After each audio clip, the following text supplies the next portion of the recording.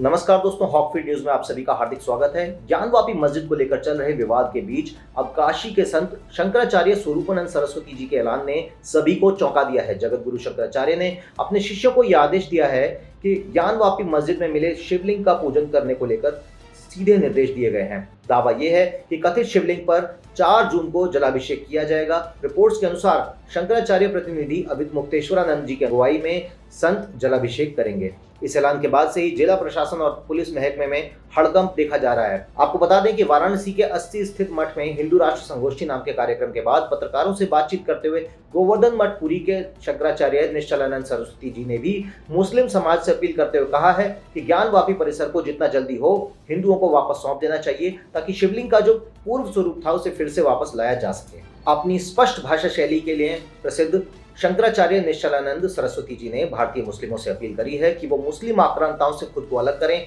और मुस्लिमों के पूर्वजों द्वारा मानव अधिकारों का हनन करके जो कदम उठाए गए उसे भारतीय मुस्लिमों को अपना आदर्श नहीं मानना चाहिए और ज्ञानवापी में स्थित शिवलिंग को वापस हिंदुओं को सौंपना चाहिए और अपने पूर्वजों की गलतियों को मानकर सहिष्णुता का परिचय देना चाहिए और मिलकर रहना चाहिए, क्योंकि सेक्युलरिज्म की जिम्मेदारी केवल हिंदुओं की नहीं है, मुसलमानों की भी है।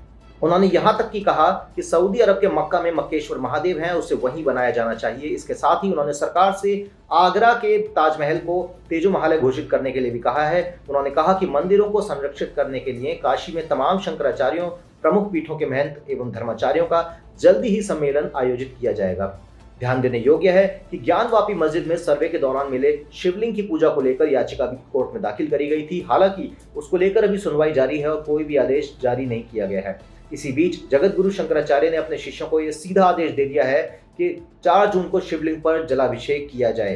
अब संतों की ओर से जलाभिषेक को लेकर किए गए ऐलान के बाद जब प्रश्न किया गया कि मामला अभी अदालत में है, ऐसे में पूजन कैसे संभव होगा, उनके द्वारा कहा गया कि धार्मिक मामलों पर शंकराचार्य का आदेश सर्वोपरि है और शंकराचार्य के आदेश का पालन करना हर हिंदू का कर्तव्य है। इसलिए 4 जून को हर परिस्थिति में हिंदुओं को ज्ञानवापी में जलाभिषेक करना ही होगा।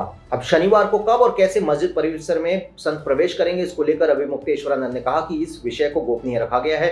शास्त्रों में प्रभु के प्रकट होते ही दर्शन करके उनकी स्तुति करने का, राग भोग पूजा आदि के भेंट चढ़ाने का नियम है। फिलहाल इस ऐलान के बाद से काशी में सुरक्षा व्यवस्था और भी चाक चौबंद कर दी गई है।